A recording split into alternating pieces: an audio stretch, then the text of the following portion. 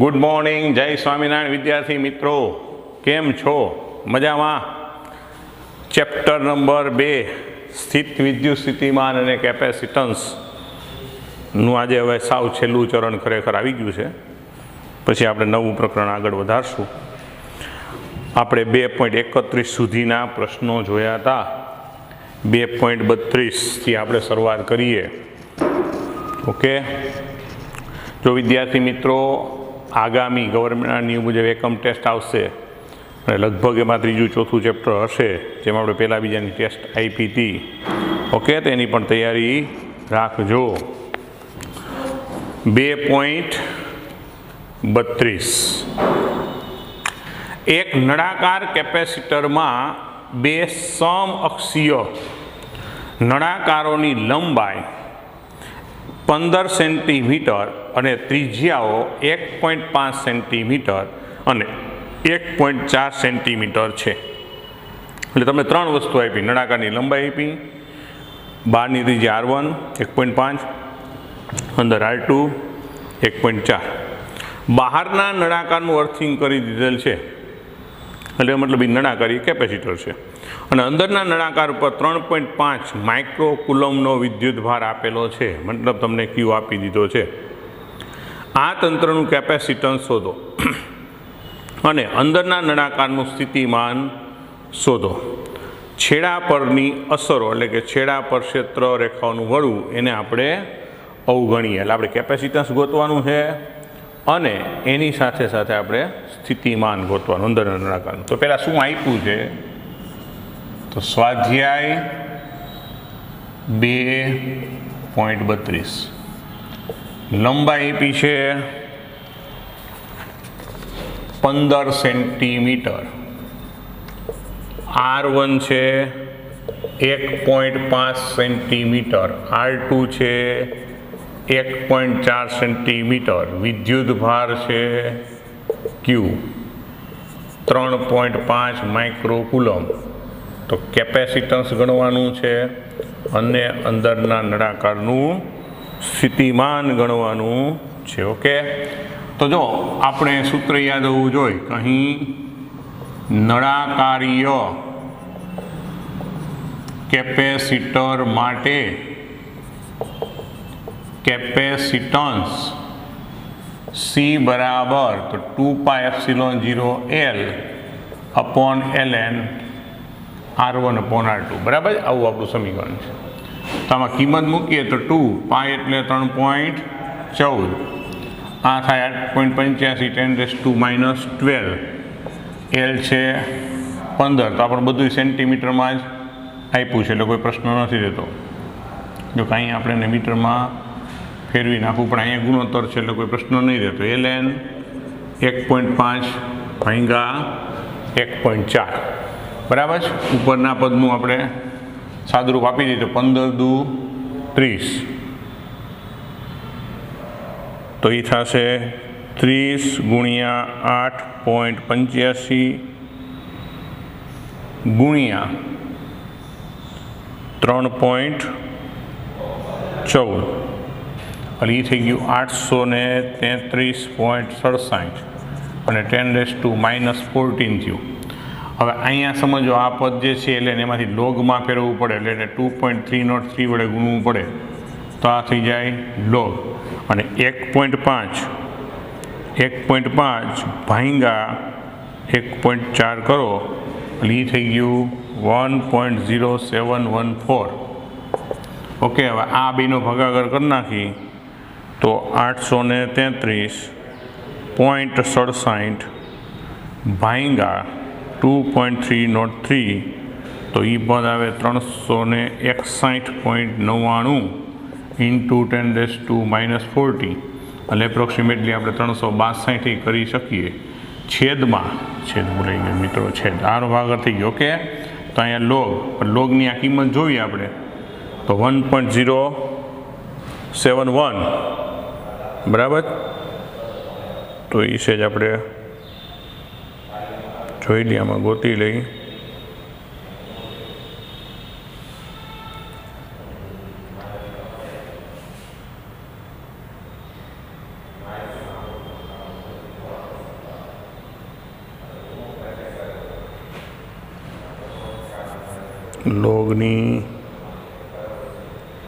લોગનું table અહીંયા દેખાતું નથી. જો કોઈ ટેક્સ્ટ બુકમાં આપેલું હોય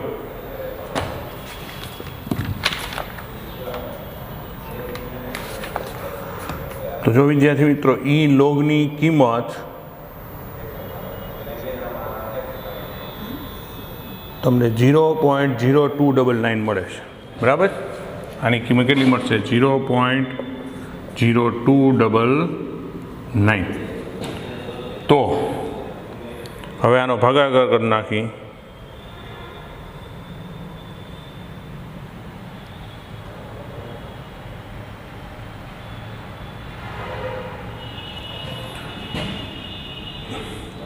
તો આપણે 362 લઈ લીધું છે એપ્રોક્સિમેટલી. બરાબર, આને આપણે કેટલું કરી નાખી? 362 અને આને 0.0299 તો ભાંગા 0.0299 એટલે 107.02 અને 10⁻⁻14. તો એને જે જવાબ આપ્યો છે કે 1.2, બરાબર, 4 પોઈન્ટ આમ વહી જાય તો 1.2 10⁻⁻10 ફેરાડ. 1, 2, 3 ને 4 પોઈન્ટ આમ ખસી જાય. જો અહીં ખાસ એલએનમાંથી લોગમાં જવાની સિસ્ટમ ખબર હોવી જોઈએ. પછી લોગમાં પોઈન્ટ પહેલાં એક આંકડો એટલે એકમાંથી ચાલે 0, બરાબર, એની કેરેક્ટરિસ્ટિક કહેવાય. પછી લોગ કેમ જવાનું હોય? 10નું 7 અને 1માં એટલે આવી કિંમત મળશે. પછી આ બેનો ભાગાકાર એટલે આને એપ્રોક્સિમેટલી 362 કરી દીધું એટલે આ કિંમત આવે. પછી 4 પોઈન્ટ આપણે આમ ખસી જાય તો 1.2 10⁻10 એટલે આપણો પહેલો જવાબ. હવે અંદરના નળાકારનું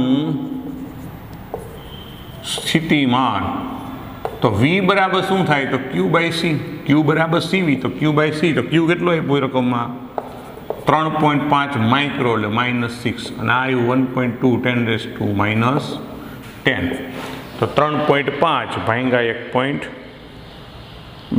3.5 ભાંગા 1.2 એટલે 2.92 10⁻+4 વોલ્ટ એટલે આ સ્થિતિમાન થાય.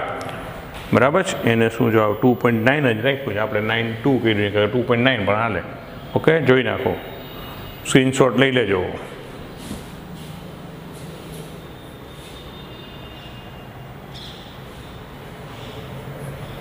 રેડી?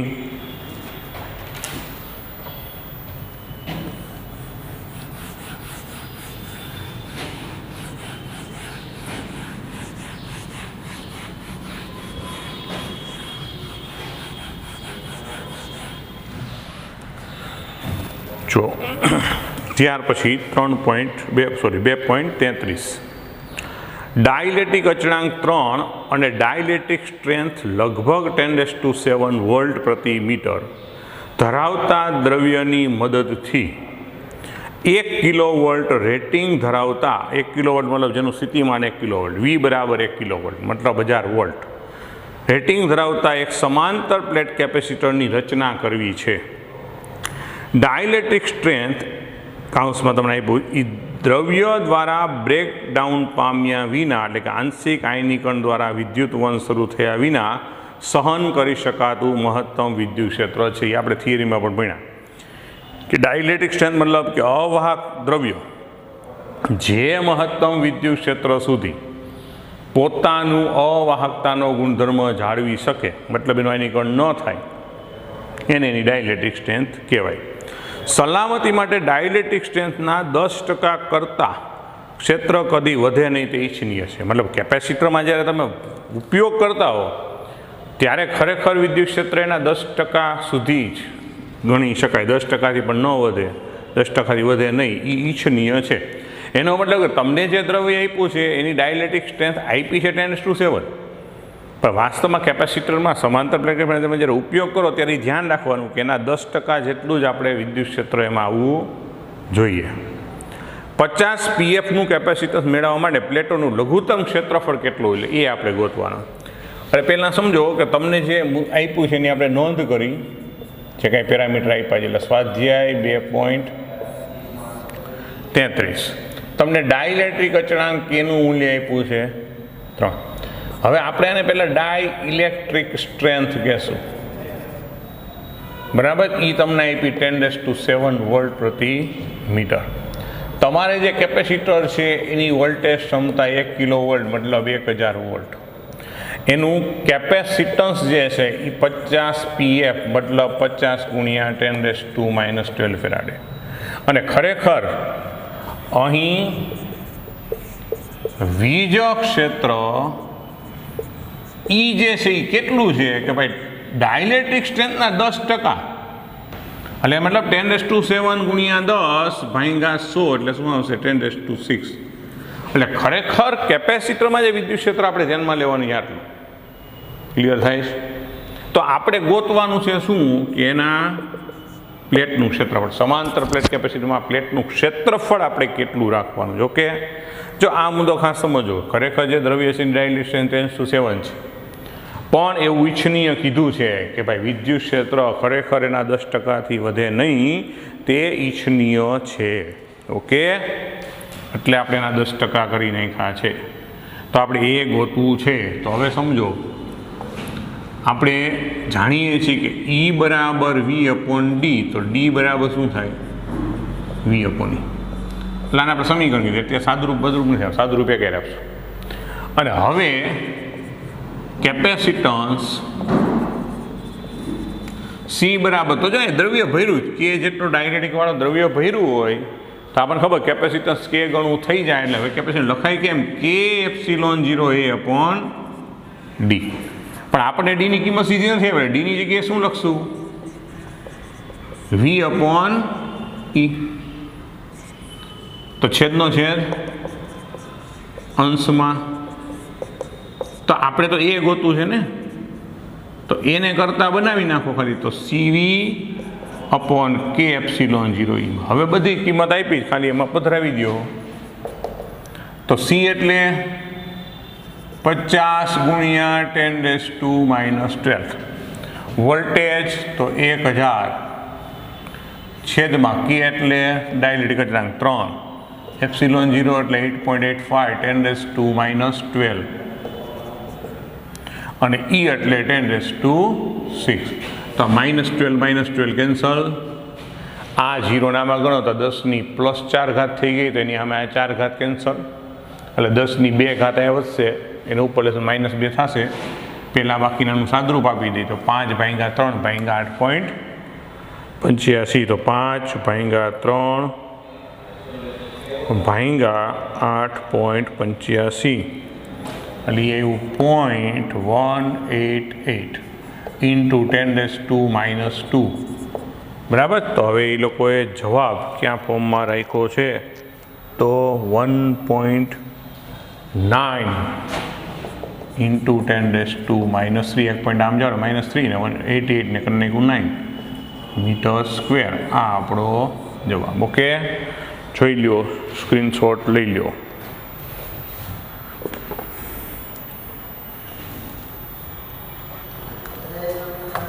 રેડી?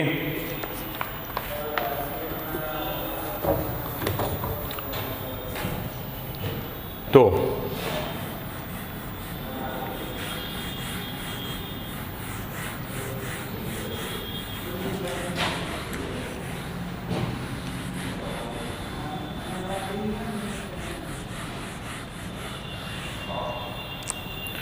જો ત્યાર પછીનો પ્રશ્ન છે 2.34, બરાબર. તો થિયોરિટિકલ છે. નીચેના કિસ્સાઓ માટે સમસ્થિતિમાન પૃષ્ઠો રેખાકૃતિ દ્વારા દર્શાવો. એટલે પ્રેક્ટિકલી આપણે એને લેખિતમાં, બરાબર, બધાની આકૃતિ પોસિબલ નથી, છતાં આપણે દોરશું, બાકી વર્ણન દ્વારા પણ સમજાવી શકાય. પહેલો છે Z દિશામાં અચળ વિદ્યુત ક્ષેત્ર. સ્વાધ્યાય 3.34, બરાબર. એમાંનું પેલું છે Z દિશામાં અચળ વીજ ક્ષેત્ર. તો પહેલાં આપણે વર્ણન લખીને પછીનું ચિત્ર દોરશું. તો અહીં Z દિશામાં અચળ વીજ ક્ષેત્ર હોવાથી સમસ્થિતિમાન પૃષ્ઠ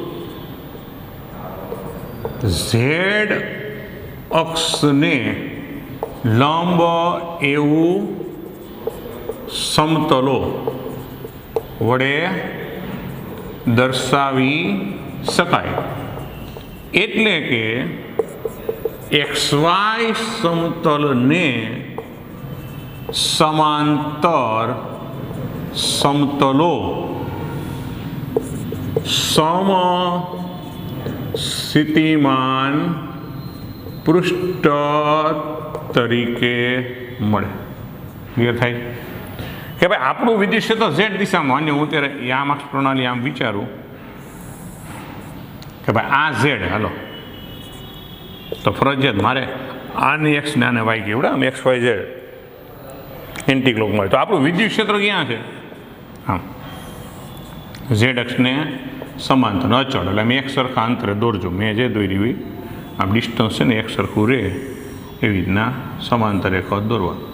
તો શું બનશે? આનું સમસ્થિતિમાન પૃષ્ઠ ક્યાં આવશે? કે ભાઈ XY સમતલને સમાંતર. સમજાય છે? આ બધાય સમસ્થિતિમાન પૃષ્ઠ કહેવાય. એટલે આ જે કાંઈ છે એ બધા શું છે? સમસ્થિતિમાન પૃષ્ઠ. મતલબ જ્યારે વિદ્યુત ક્ષેત્ર ઝેડ દિશામાં અચળ હોય તો એનું સમસ્થિતિમાન પૃષ્ઠ XY સમતલને સમાંતર, એટલે કે ઝેડ અક્ષને લંબ એવું મળે. ઓકે, હવે બી. તો બીની પરિસ્થિતિ છે કે ક્ષેત્ર કે જેનું માન નિયમિત રીતે વધે છે પરંતુ અચળ દિશામાં, દાખલા કે ઝેડ દિશામાં રહે છે, નિયમિત રીતે વધે છે. બરાબર છે?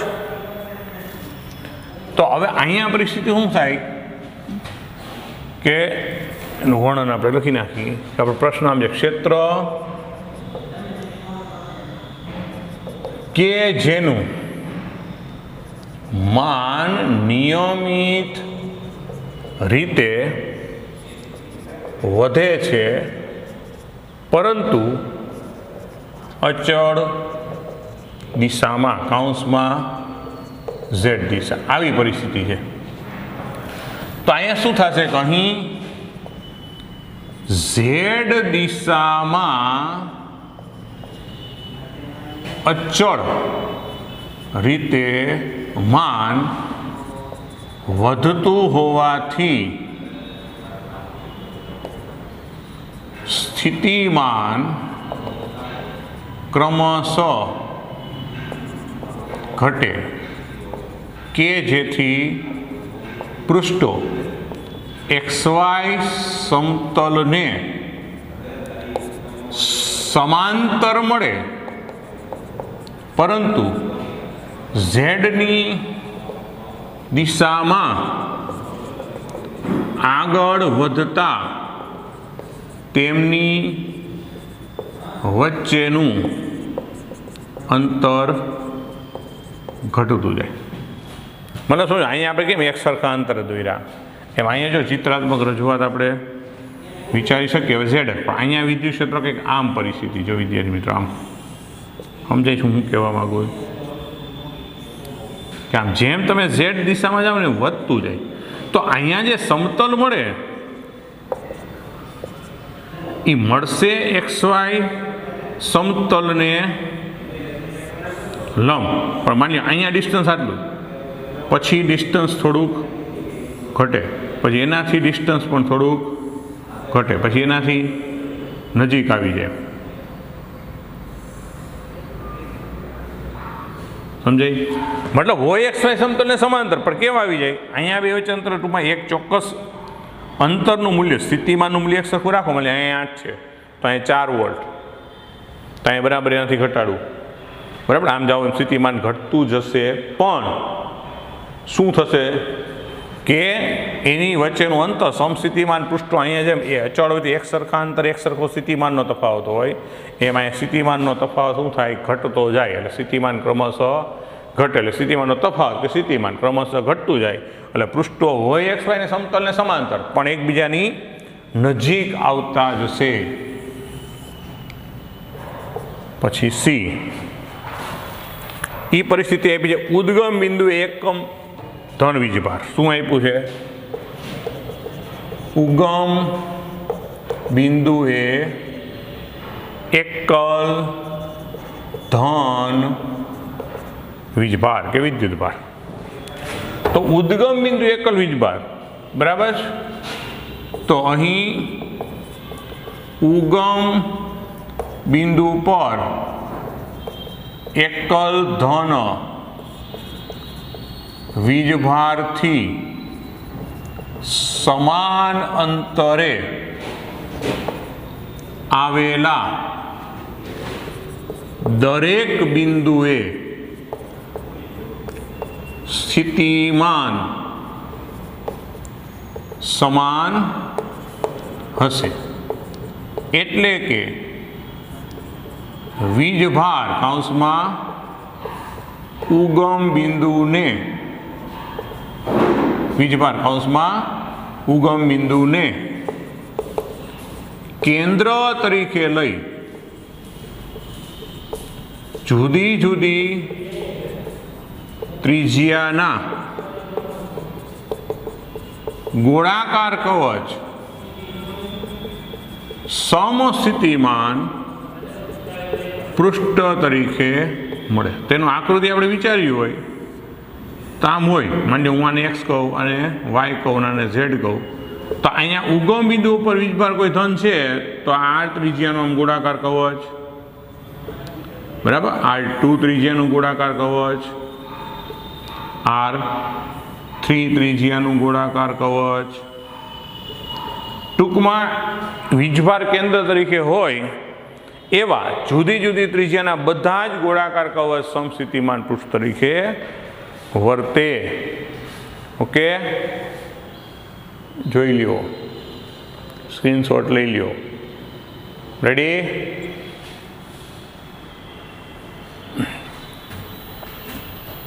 જો હજી આનો ચોથો ભાગ બાકી છે, પણ આને પૂછી નાખો, પછી આના ડીની વાત કરી. જો કે ગુણાત્મક છે.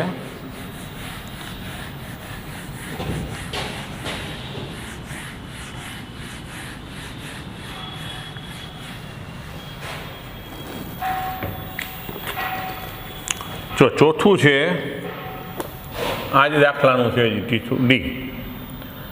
સમતલ માં સમાંતર અને સમાન અંતરે રહેલા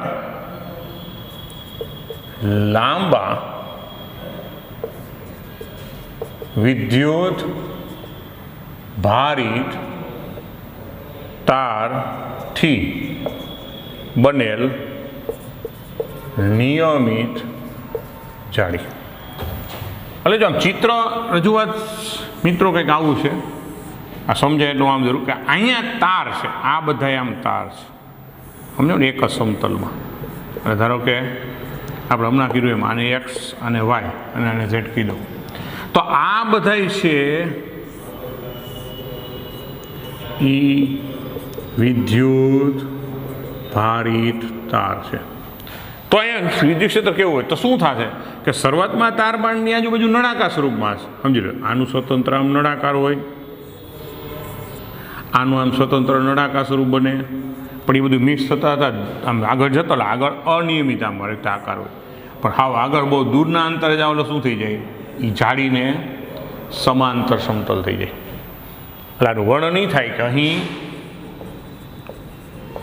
જાળીની નજીકમાં સમસ્થિતિમાન પૃષ્ઠ અનિયમિત રીતે બદલાતું રહેશે, પરંતુ દૂરના અંતરે જાળીના સમતલને સમાંતર સમસ્થિતિમાન પૃષ્ઠ મળશે. ઓકે, જો વિદ્યાર્થી મિત્રો આની થોડીક આકૃતિ જટિલ દોરવીને અનિયમિત દોરી નથી, દૂરના અંતર સમતલ થઈ જાય. જોકે આના જવાબ એવું જરૂરી નથી કે તમે બધા જમાં આકૃતિ દોરો. તમારે બધાયમાં કેવું મળે ને બધાયના વર્ણન લખાય વર્ણાત્મક રીતે તમે આનો આખો જવાબ આપી શકો છો. એટલે આપણે બધાયના જવાબ વર્ણાત્મકમાં લખ્યા છે. ઓને કાઢી નાખવું, પછી તમે ખાલી ડી વિભાગ માટે સ્ક્રીનશોટ લેવો હોય બરાબર જ તો લઈ લેવો. રેડી? ટૂંકમાં ચારેયના જવાબ સમજાણા ને. અચળ વિદ્યુત ક્ષેત્ર ઝેડ દિશામાં તો સમતલ, અચળ દિશા પણ મૂલ્ય વધતું જતું હતું. તો જેમ જેમ આગળ વધો એમ સમસ્થિતિમાન પૃષ્ઠો વચ્ચેનું અંતર ઘટે, એટલે સમસ્થિતિમાન પૃષ્ઠ નજીક નજીક આવે. એકલો બિંદુવત વીજભાર હતું તો વીજભારને કેન્દ્ર તરીકે લઈ અને ગોળાકાર કવચના સ્વરૂપમાં સમસ્થિતિમાન પૃષ્ઠ હોય. અને આવી જાડી હોય એટલે ઊભા તારની આખી જાડી તો નજીકના વિસ્તારમાં નળાકારી હોય. દરેક એક તારનું પોતાનું નળાકારી પૃષ્ઠ હોય, પણ એકબીજા ઉપર ઓવરલેપ થતા અનિયમિત બદલાતા દૂરના અંતર પાછું કેવું થઈ જાય? સમતલ થઈ જાય. ઓકે, એટલે ચારે ચારના જવાબનું મેં વર્ણન બોલ્યો. રેડી? તો એના પછીનો જે દાખલો છે 2.35. R1 ત્રિજ્યા અને Q1 વિદ્યુતભાર ધરાવતો એક નાનો ગોળો R2 ત્રિજ્યા અને Q2 વીજભાર ધરાવતી એક ગોળાકાર કવચ વડે ઘેરાયેલો છે. દર્શાવો કે જો Q1 ધન હોય જ્યારે, બરાબર, તો જ્યારે તે બંનેને તાર વડે જોડેલ હોય તો કવચ પર કોઈ પણ વિદ્યુતભાર Q2 હોય તો પણ વિદ્યુતભાર ગોળાથી કવચ ઉપર વહન પામશે. તો સ્વાધ્યાય 2.35. અહીંયા પરિસ્થિતિ આવી છે કે R1 ત્રિજ્યાનો નાનો એક ગોળો છે, એના ઉપર R1 ત્રિજ્યા, એના ઉપર વીજભાર જે આપ્યો તમને કેટલો આપ્યો છે? Q1. હવે એની સાથે સમકેન્દ્રીય હોય એવું R2 મોટી ત્રિજ્યાનું આ ગોળાકાર કવચ છે. એટલે આ છે એ ગોળો, આ છે ગોળાકાર કવચ. હવે જો આ બેને તમે વાહક તારથી જોડી દો, એટલે આ છે વાહક તાર. તો જો Q1 ધન હોય તો સતત વિદ્યુતભાર અહીંથી ત્યાં જતો રહેશે. તો ખરેખર વિદ્યાર્થી મિત્રો આ વાન ધ ગ્રાફ જનરેટરનો સિદ્ધાંત છે. વાન ધ ગ્રાફ જનરેટર આમ આપણા સિલેબસમાં નથી, પણ છતાં આ દાખલો છે એટલે એનો જે સ્થિતિમાનનો તફાવત છે એનું સમીકરણ આપણે અહીંયા લેવાનું છે. બરાબર? સમીકરણ બહુ સિમ્પલ છે એટલે એના 2 સ્ટેપ વધારાને હું લખું છું. આપણે સીધું સમીકરણ સ્વીકારણ પણ આપણે છતાંય મેળવી. તો અહીં સમજો કે અહીં R1 ત્રિજ્યાના ગોળાની સપાટી પર સ્થિતિમાન તમે ગણો, એનું V1 કહો તો મારે કેટલું લખવું પડે? KQ1/R1. કારણ નો ડાઉટ મોટા ગોળા ઉપર વિદ્યુતભાર છે જ. અહીંયા સમજો આ વિદ્યુતભાર Q2 છે, પણ આપણે ખબર કવચને લીધે અંદરના બિંદુએ કોઈ ક્ષેત્ર કે સ્થિતિમાન બરાબર હોતું, એટલે સ્થિતિમાન જે કંઈ હોય કેવું હોય? અચળ જ હોય. ક્લિયર થાય? એટલે અહીંયા મારે જો અહીંયા R1 ત્રિજ્યાના ગોળાની સપાટી ઉપર સ્થિતિમાન અહીંયા Q1, એ આને કારણે Q1 એ R1. હવે આનું જે સ્થિતિમાનની અસર હોય પણ ગોળાકાર કવચમાં અંદરના દરેક બિંદુએ સ્થિતિમાન અચળ હોય એટલે વધતા આનું કુલ સ્થિતિમાનમાં એનો ભાગ મારે આમ લખવું પડે KQ2/R2 જ આવે. એટલે આ સપાટી ઉપર આનું સ્થિતિમાન KQ1/R1, આનું ગણાય KQ2/R2. જ્યારે બહારના ગોળાકાર કવચની સપાટી પર તમે સ્થિતિમાન નક્કી કરો તો V2 બરાબર, તો આને કારણે અંદરના ગોળાને કારણે જે સ્થિતિમાન મળે એ R2 અંતરે ગણવું એટલે મારે KQ1/R2 લખવું પડે. અને પ્લસ ઓનું પોતાનું તો એ KQ2/R2 જ આવે સપાટી ઉપર KQ2. આ જો ખાસ સમજો આ મુદ્દો કે અંદરના ગોળાને લીધે બહારની સપાટી ઉપર જે સ્થિતિમાન મળે એ KQ1/R2 જેટલું જ મળે. હવે સ્થિતિમાનનો તફાવત. તો તમે વિચાર કરો મોટું કોણ હશે? મોટામાં નાનું બાદ કરે તો જો આ બે પદ બેના સમાન. હવે પહેલા પદમાં આ નાનું છે એટલે સભાઈ આની કિંમત મોટી, એનો મતલબ V1 મોટો અને V2 નાનો. સ્થિતિમાનનો તફાવત V1 - V2 કરો તો આમાંથી જ્યારે એને બાદ કરો ત્યારે આ બે પદ તો કેન્સલ. ખાસ સમજો, આ બે પદમાંથી KQ1 કોમન તો કૌંસમાં આવે 1/R1 - 1/R2. આ જે સમીકરણ છે ને એને વાન ધ ગ્રાફ જનરેટરનો સિદ્ધાંત કહેવાય. હવે વિદ્યાર્થી મિત્રો, ગમે ત્યારે કોઈ બે ગોળાને વાહક તાર વડે જોડી દે એટલે શું થાય? વધારે સ્થિતિમાનથી ઓછા સ્થિતિમાન તરફ વીજભાર જતો જાય. જ્યારે બે વસ્તુના સ્થિતિમાન સમાન થઈ જાય એટલે વીજભારની ગતિ અટકી જાય. નોર્મલી આવું થતું હોય. પણ અહીંયા તો બનશે એવું કે સ્થિતિમાનનો તફાવતનું જે સમીકરણ છે, વિચાર કરો તમે આ Q1 ધન હોય, ક્લિયર થાય છે, તો આ ક્યારે ઝીરો ન થાય? આ ઝીરો ક્યારે શક્ય છે? R1 R2 તો ચોક્કસ ત્રિજ્યા છે. એ ક્યારે બને કે આ ગોળો કે ખુલીને નહીં મળે કવચ જેટલો થઈ જાય તો આ ઝીરો થાય? એટલે અહીંયા સ્થિતિમાન કોઈ દી શૂન્ય જ ન થાય. મતલબ વીજભારની ગતિ ક્યારે અટકે જ નહીં. બરાબર. તો અહીં મળતું સ્થિતિમાન Q1 ધન હોવાથી ક્યારે ઘટીને શૂન્ય થશે નહીં. માટે Q2 ના કોઈ પણ મૂલ્ય માટે વીજભાર સતત ગોળા R1 પરથી R2 ની ત્રિજ્યાના કવચ પર વહન પામશે. ક્યારેય શૂન્ય થઈને ક્યારે અટકી જશે નહીં. બરાબર. જોઈ નાખો, સ્ક્રીનશોટ લેતા રહેજો. જોઈ ગયું તો ઠીક.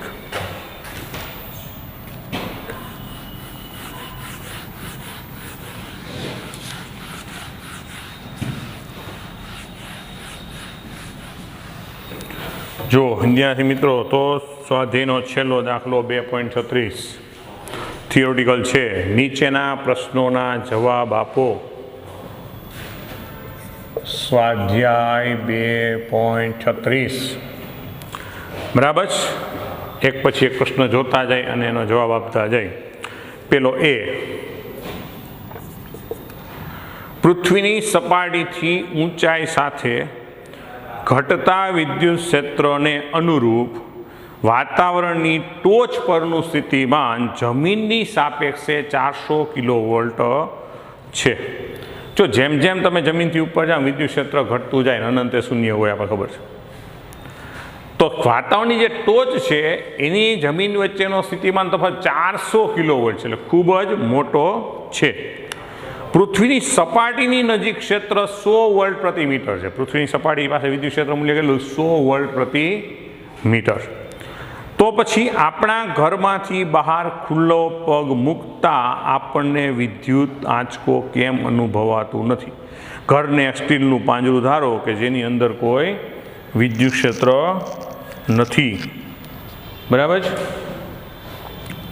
હવે સમજો કે ખરેખર સમજો કે શું જોવા મળે કે આપણા શરીર અને વાતાવરણ, બરાબર, આપણું શરીર અને વાતાવરણ અને કૌંસમાં પૃથ્વી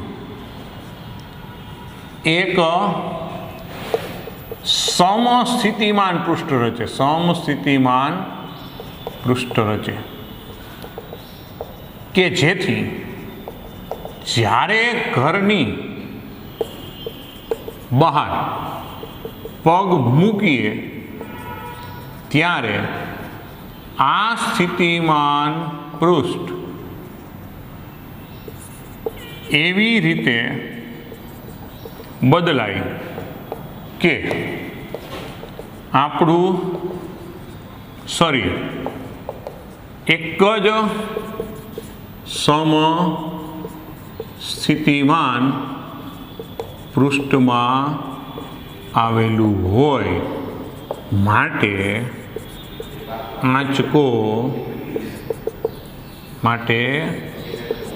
આંચકો લાગતો નથી. ઓકે, કે ભાઈ આપણું શરીર અને પૃથ્વી એટલે કે વાતાવરણ એની વચ્ચે એક સમસ્થિતિમાન પૃષ્ઠ રચાય.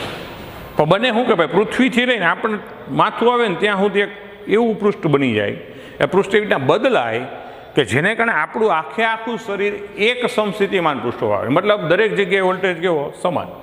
આંચકો ક્યારે લાગે કે જ્યારે સ્થિતિમાનનો તફાવત ઉત્પન્ન થાય તો આંચકો લાગવાનો પ્રશ્ન રહે. ઓકે,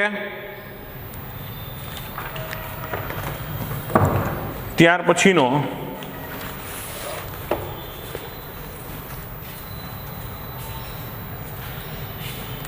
પ્રશ્ન છે બી.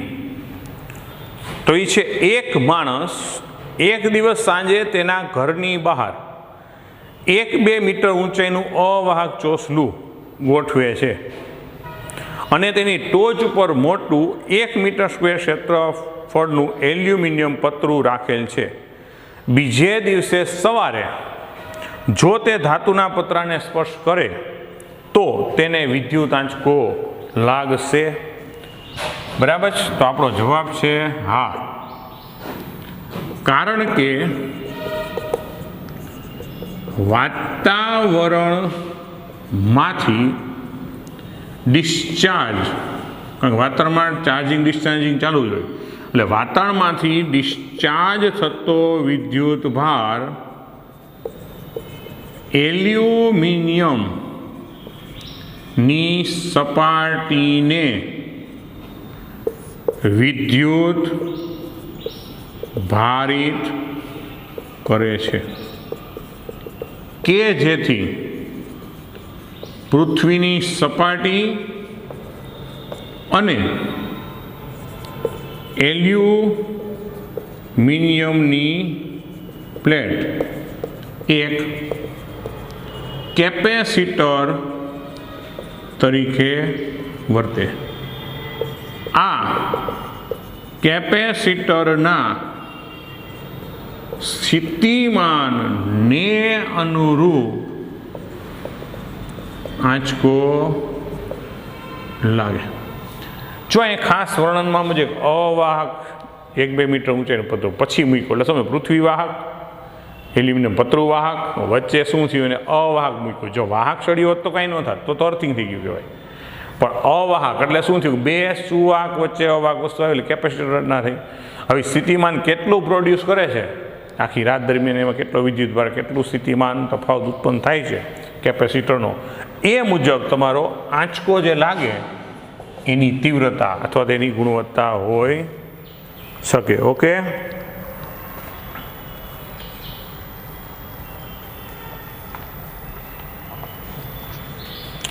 ત્યાર પછીનો જે છે સી, કે હવાની નાની એટલે કે ઓછી વાહકતાને કારણે સમગ્ર પૃથ્વી પર વાતાવરણમાં સરેરાશ ડિસ્ચાર્જિંગ પ્રવાહ 1800 એમ્પિયર જણાયો છે. તો પછી વાતાવરણ પોતે સમય જતાં સંપૂર્ણ ડિસ્ચાર્જ થઈને તટસ્થ કેમ બની જતું નથી?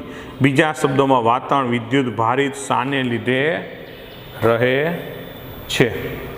બરાબર છે? તો સમજો વિદ્યાર્થી મિત્રો કે વાતાવરણમાં ડિસ્ચાર્જિંગ 1800 એમ્પિયર જેવું થતું હોય, પણ સાથે સાથે વીજળી થતી હોય, મેઘગર્જના થતી હોય, બરાબર, બીજી કોઈ રીતે વિદ્યુત ચુંબકીય તરંગો હોય, એનું વહન થતું હોય, એને કારણે સતત વાતાવરણ ચાર્જ અને ડિસ્ચાર્જ બે અનુભવ કરી એને કારણે ક્યારે વિદ્યુત ભાર વિહીન થાય નહીં. તો અહીં શું લખી કહી